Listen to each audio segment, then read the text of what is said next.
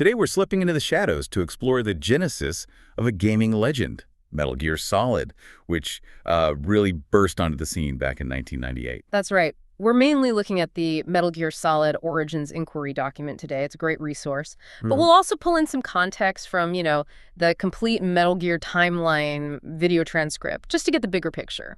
Yeah, exactly. So our mission today is really to unpack the core of this hugely influential game. We want to understand its roots, decode that iconic title, get into its development, and grasp its initial impact. Really give you a solid foundation. Ready? Let's do it. Maybe we should start by examining the groundwork, the stuff that came before the PlayStation game, the Stealth Foundation. Okay, yeah. Let's go all the way back. The MSX days, so the original Metal Gear. That was 1987, right? Yep, created by Hideo Kojima at Konami. And interestingly, the whole stealth thing, that wasn't like the original plan. It actually came about because of a technical problem. Right, necessity being the mother of invention, that kind of thing.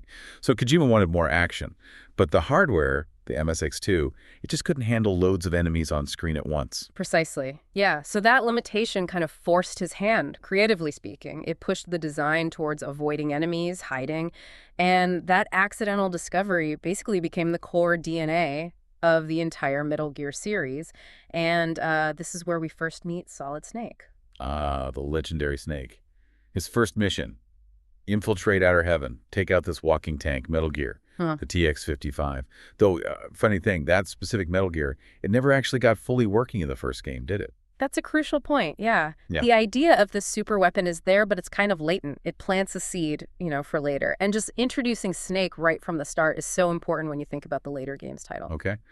Then, 1990, Metal Gear 2, Solid Snake. Still Kojima, still MSX2. And here you really see the stealth mechanics evolve quite a bit. Things like crawling, using the environment properly for cover, more interaction. It got much deeper. And the story, too, right? It got richer. Started exploring those complex themes, war, politics, the sort of murky ethics of spying. Exactly.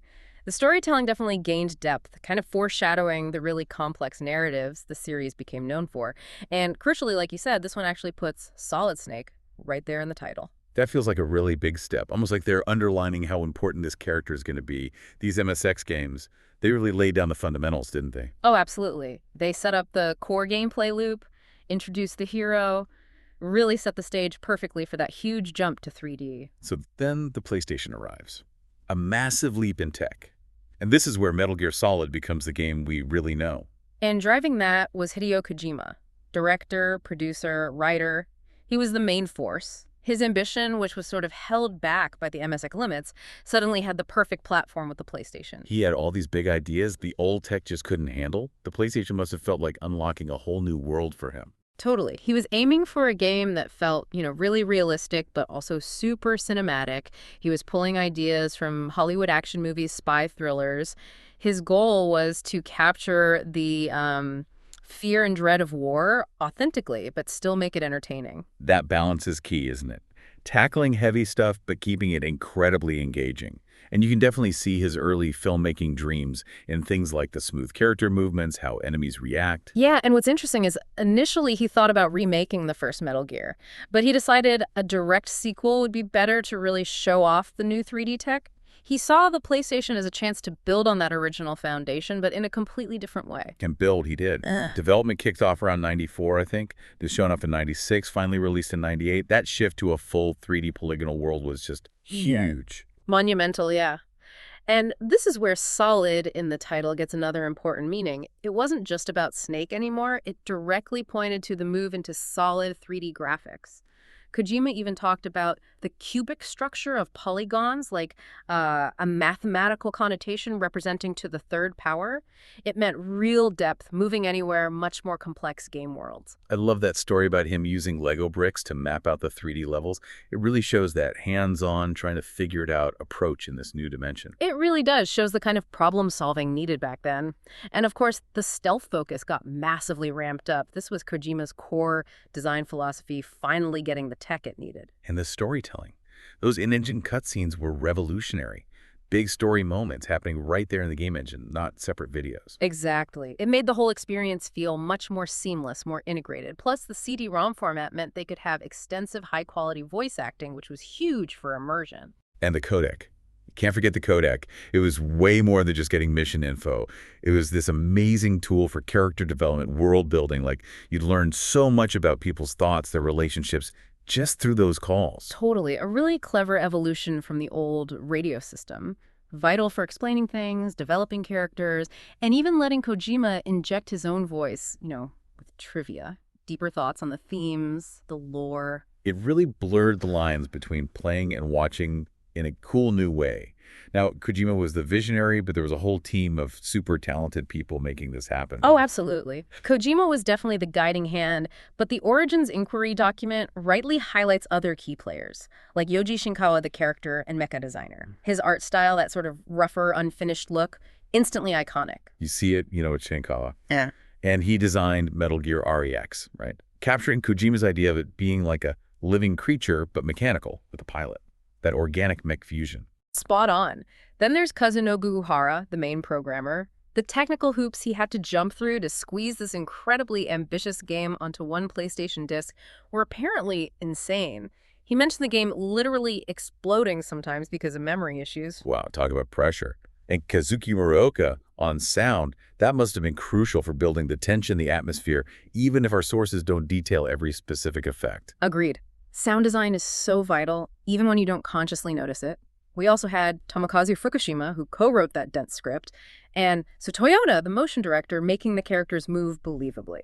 And obviously David Hayter, his Solid Snake voice is just definitive. It's impossible to separate the character from that performance now. It had such a huge impact. Undeniably. It was a massive team effort, incredible talent, all focused on Kojima's ambitious goal. Okay, so let's dig into that title more.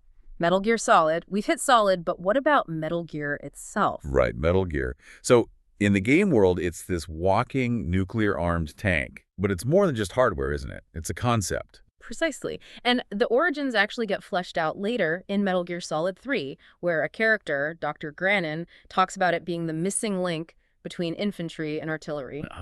Combining the mobility of soldiers with the massive firepower of tanks or artillery. Metal for artillery, gear for soldiers' equipment.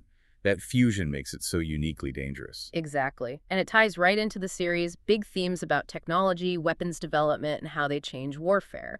The concept itself evolves too, of course. The original TX-55 wasn't fully working, like we said, but REX and MGS-1 is this terrifying, realized threat built for stealth nuke launches. But the name Metal Gear sticks around. It's always that central piece of dangerous tech the heroes have to deal with. Okay, back to Solid. We know Snake, we know 3D graphics, but there's even more packed in there. There really is. Kojima apparently said the codename Snake itself was about hiding, moving quietly.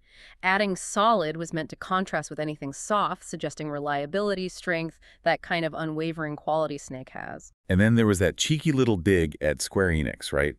With the Square being 2D and Konami's Solid Cube being 3D. A bit of industry rivalry. Yeah, it gives you a little window into how things were back then, the competition. And also, Solid kind of quietly signaled that this was the third main game in the series. After Metal Gear and Metal Gear 2, Solid Snake. Apparently, it was even called Metal Gear 3 internally for a while. And it stuck. Even when Snake wasn't the main character later on, that Solid stayed in the title. It really became part of the brand identity. Totally. It grew beyond just those specific meanings for this one game and became, a hallmark of the whole franchise. Now, the stage for all this drama in Metal Gear Solid is, of course, Shadow Moses Island. Shadow Moses. Can't forget it. Freezing cold, remote, this heavily guarded nuclear disposal site way up in Alaska's Fox Archipelago. Just such a perfect atmospheric setting for a tense spy thriller. And it's set in this alternate timeline where the Cold War basically dragged on into the 90s. That lingering tension just ramps up the stakes, that feeling of global danger. The game happened 6 years after Metal Gear 2. Yeah, that backdrop of Cold War paranoia, the nuclear threat, it makes the danger feel so real. It lets the story mix the fictional stuff with genuine anxieties people had about military power and global politics. So let's talk characters and conflicts. You've got Solid Snake, legendary soldier, retired, but then reluctantly pulled back in by his old CO, Colonel Roy Campbell. And facing off against him is Liquid Snake, leading the rogue Foxhound unit, and finding out he's Snake's genetic twin, a clone. That adds such a personal layer. Questions about nature versus nurture, destiny. Yeah, and the supporting cast is fantastic too, isn't it? Campbell, Merrill, Dr. Hal, Otakon, Emmerich, they all feel real important. And then the Foxhound bosses, each one so memorable and distinct with their weird skills. Revolver Ocelot, Sniker Wolf, Mm-hmm. Psychomantis. Hmm. Yeah, they're not just roadblocks. They have backstories, motives. Sometimes they're even kind of tragic. And the main plot, Foxhounder, taking over Shadow Moses, demanding Big Boss's remains, threatening a nuke launch. That's really just the start of it, isn't it? Oh, yeah. Underneath that immediate crisis, you've got these really deep themes bubbling up. Genetics versus free will, especially with the clones, the harsh reality of war versus how it's often glamorized, and even that early idea of memes, not internet memes, but like units of cultural information, ideas spreading through society. It's just such a richly layered story. Complex relationships, believable motivations, stuff that really makes you think. It goes way beyond your standard action game. Mhm. So after all that effort, all that innovation, what was the payoff? What's the legacy Metal Gear Solid left? The impact was huge and pretty much instant. Massive critical acclaim, huge sales, over 7 million copies sold, and they distributed something like 12 million demo discs, which is wild. Its Metacritic score, around 94/100, just shows how universally praised it was. It wasn't just a hit game. It felt like a cultural moment. It really pushed the stealth genre into the mainstream, didn't it? So many games took inspiration from it afterwards. Definitely. And those cinematic cutscenes done in the game engine, that set a new standard for game storytelling. Showed you could tell complex, engaging stories with really high visual quality right within the game. Plus, tackling mature themes, moral gray areas. It really elevated what people thought games could do narratively. It's always on those greatest games of all time lists, and for good reason. Its quality and influence just endure. And the legacy continued with updated versions like Integral and the Twin Snakes remake. And just look at all the sequels, prequels, spin-offs, adaptations, and other media that followed, starting with Metal Gear Solid 2. It just proves the lasting appeal and the incredible richness of the world it created. So wrapping it up, we've followed Metal Gear Solid from its stealthy roots back on the MSX. We've unpacked that famous title Solid, meaning snake, and the leap to 3D.